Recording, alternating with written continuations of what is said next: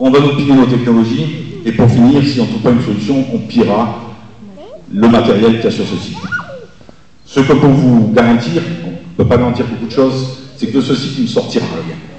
Et que si demain il devait être définitivement fermé, de ces équipements, vous ne ressortirez rien. C'est-à-dire c'est à nous, c'est même à vous, puisque quand même les subventions qui ont été données à Atmel pendant près de 12 ans, c'est 500 millions d'euros. Donc je pense que cette société, elle est un peu la vôtre. Vous y êtes chez vous, puisque c'est quand même avec vos impôts qu'on a payé. Maintenant, ce qui m'inquiète le plus dans les promesses qui ont été faites, les 3 mois qui nous ont été donnés, c'est que M. Montebourg nous donne 3 mois, mais pas les moyens financiers de la tenir. Ce qui est quand même assez hallucinant. Et plus que le fait de maintenir ce site en veille, il faut savoir qu'on est quand même classé CVSO2, et qu'on est à côté d'une société qui s'appelle ST Microélectronique et qui est classée CVSO, et qu'aujourd'hui ce sont des volontaires qui aujourd'hui assurent la sécurité de ce site et des concitoyens tout autour.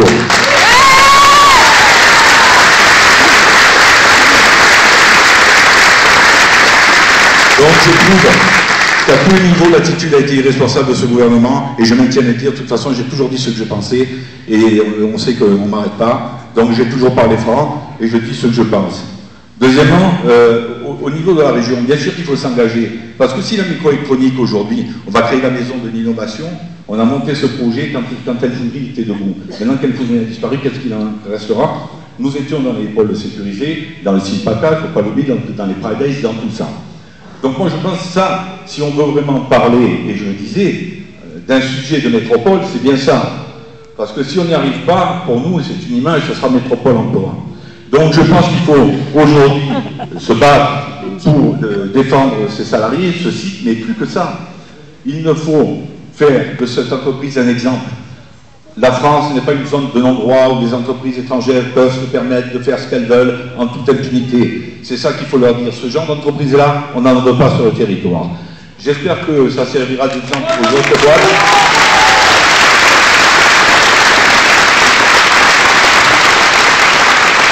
Parce que derrière le drame social que nous vivons tous, il y a eu un gâchis industriel énorme. Je trouve que le dossier Elfoundry, pour ma part, a été bâclé. C'est ce que je dis et je dirai toujours. Je pense qu'on n'a pas pris la mesure.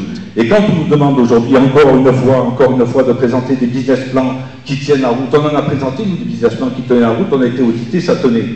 Puisque les audits qui ont été faits par Price et les audits qui ont été faits par le ministère du redressement productif, puisqu'il fallait bien qu'ils regardent si on était sérieux dans ce qu'on disait, ont tous été positifs. Et là, ce qui s'est passé quoi derrière? À la barre, nous avions demandé justement qu'on puisse avoir une continuité de 3 à 6 mois en effectif réduit, que la liquidation soit prononcée, mais qu'on nous donne 3 à 6 mois. Pourquoi déjà? Déjà pour recouvrer les 3 millions de sommes, les 3 millions de dollars que nous donnent nos clients et qu'ils ne vont plus payer. Déjà pour livrer à peu près 4 millions de dollars de plaques qui étaient prêtes à livrer mais qu'on ne peut plus livrer. Perdre 7 millions déjà. Vous voyez, 7 millions. On en demande 4 pour continuer. Je pense que tout ce dossier est une aberration. Je pense qu'à un tel niveau, je me demande aujourd'hui pourquoi on n'a pas voulu que ce site perdure. Mais je pense qu'on le saura un jour, tôt ou tard, mais on le saura, parce que ce n'est pas possible qu'on n'ait pas donné une chance à un site de qualité comme le nôtre. Pourquoi, à un moment donné, dès qu'on a été en redressement judiciaire, quand nous on a porté plainte il y a 24 mois, on a été sous mandataire ad hoc pendant 18 mois. On a été suivi par le CIVIC pendant 24 mois. Et au moment où on est en redressement judiciaire, tout simplement parce qu'Atmel décide peut-être de plus mettre d'activité et que les Allemands ne nous remboursent pas les sommes qu'ils nous doivent, puisqu'ils sont aussi au tribunal correctionnel, ils sont mis aujourd'hui en assignation par le mandataire. Atmel est mis en responsabilité à hauteur de 140 millions d'euros, donc ça doit quand même interpeller le gouvernement sur ce qui nous est arrivé. On n'était pas une société qui était mauvaise, on est une société qui était pire. Donc tout ça, moi je me demande pourquoi à un moment donné, quand on a été en redressement judiciaire, le gouvernement à ce moment-là n'est pas dit en cherchant des repreneurs, tout simplement. Nous avons une société d'excellence qui a un projet qui tient la route. Par contre, il manque de fonds. Si un investisseur vient, l'État sera derrière. Mais ça, je ne l'ai pas entendu. On ne l'a pas entendu. Et voilà. Donc, aujourd'hui, je vous remercie de tout ce que vous avez fait pour nous. Je pense sincèrement qu'il faut garder ce site en l'état. Ça serait un gâchis, ça serait un tel gâchis. Juste quelques chiffres, puisqu'on aime parler chiffres souvent. 80 millions pour nous fermer, 55 millions payés par les AGS, 25 millions par l'État, 80 millions, démantèlement plus de 20 millions. Ensuite, il y aura la dépollution du site, parce qu'il faudra bien la faire. On va monter à plus de 100 millions, sans parler des dégâts collatéraux. et on nous refusait 20 à 25 millions. Que chacun fasse ses calculs, et pour moi, ben, quand on fait des calculs comme ça, ça ne m'étonne pas qu'on soit dans la crise dans laquelle on se trouve aujourd'hui. Ah bah, voilà, je vous remercie tous, et encore merci. Encore merci Marie, si tu veux dire un mot.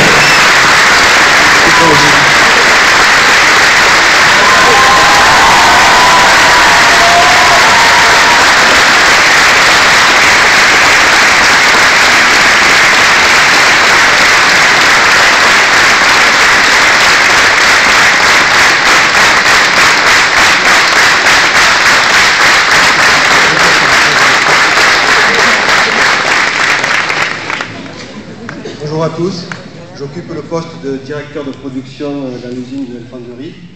J'interviens ici en tant que salarié. Nous avons été mis en redressement judiciaire le 27 juin.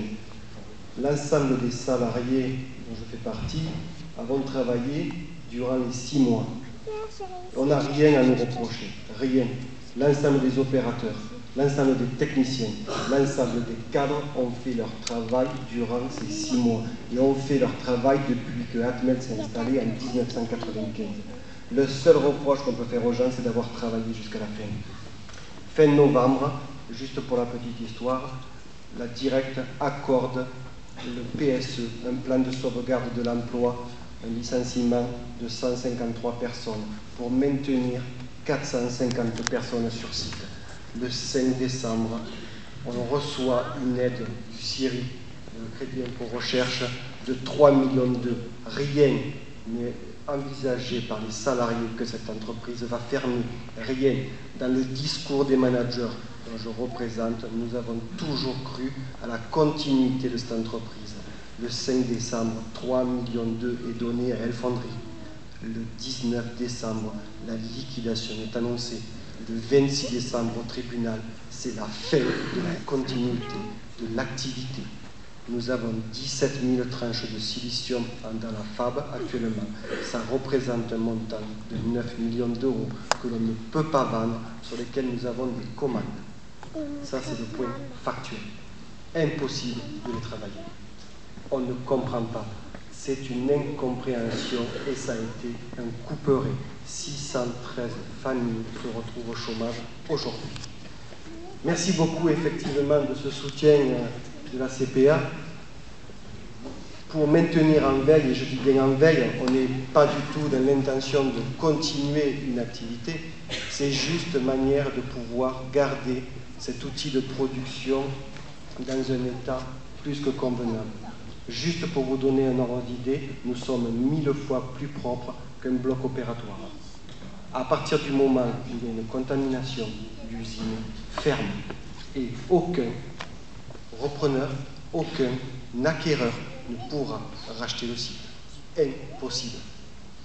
Donc je vous remercie effectivement, et l'ensemble des salariés vous remercie de ce soutien financier, moral, et je pense, et je remercie également l'ensemble des maires, je remercie également du Var, parce que moi je suis du Saint-Maximin, de mettre en place des cellules spéciales, parce que les premières lettres de licenciement sont arrivées.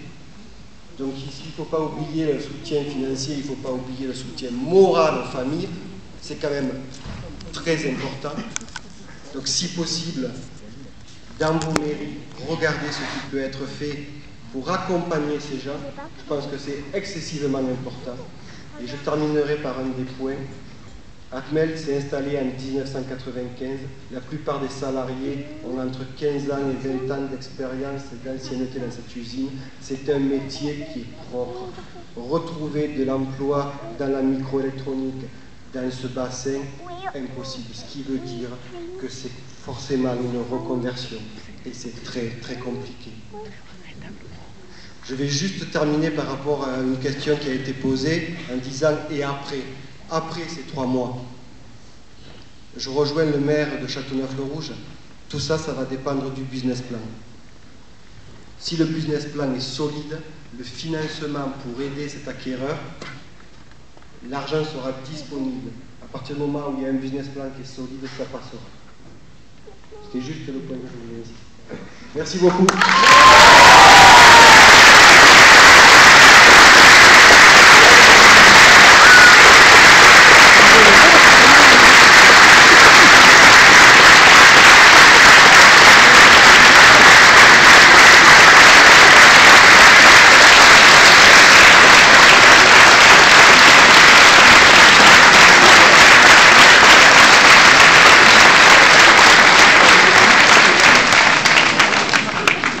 Merci.